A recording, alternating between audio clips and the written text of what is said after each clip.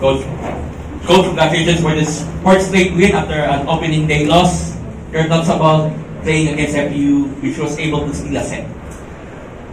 Well, nag-prepare talaga kami really for FEU kasi di ba previous to this game, although natalo ng FEU sa USD, but obviously they played a very good match against USD, so hindi kami pwedeng magkaroon ng complacency dun sa game.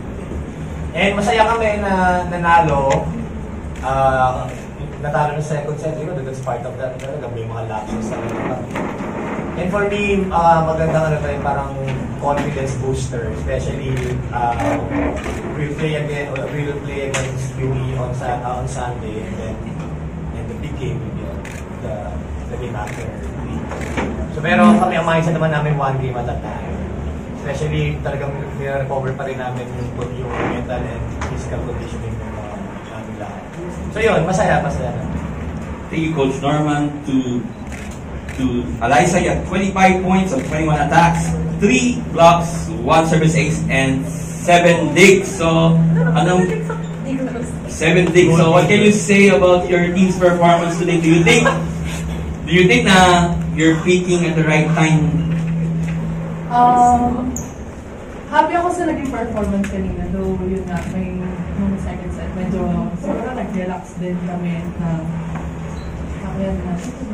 Tapos parang nakalimutan na namin gumalaw ng tama, and yung nakalimutan na rin namin kung ano yung mga pinapractice namin and yung mga inaral namin nung before namin makalaban yung Thank you to Bella.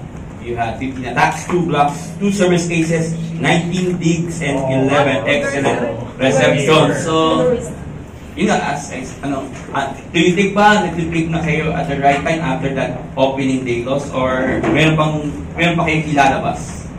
Siguro po based po sa game namin kanina, I think meron pa po kaming kayang ilabas. And yun nga, katulad po ng sinabi ni Coach Norman, talagang pinaghandaan po namin yung game na to. And yun nga, syempre po, in-expect naman namin na talagang hindi magiging madali po yung laro. And talagang lalaban sila. And ang ginawa lang namin is, nung natalo kami ng second set, talagang nagtrabaho lang kami as a team, bumalik kami dun sa pinagtrabahuan namin, and nag-stick lang kami dun sa plan. Alright, thank you. The floor is open for questions. Bella and Alyssa, ano pa sa tingin nyo yung kailangan ma-improve ng team para maiwasan yung mga pangyayari kagaya ng second set tsaka ng dulo ng fourth? For me po isang consistency namin, which is dapat hindi kami dapat mag-relax. Kasi nung first set, ginawa namin yung trabaho namin, kung ano yung inaral namin, ginawa namin. And then nung second set, parang medyo nag-relax kami.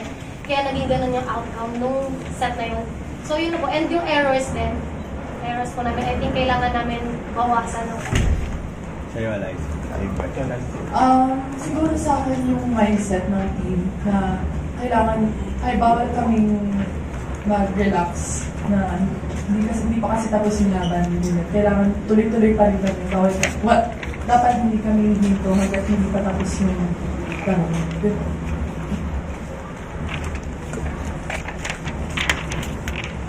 Coach, despite losing that second set, you had 3 players reach twin digits. So, anong masasabi ng coach na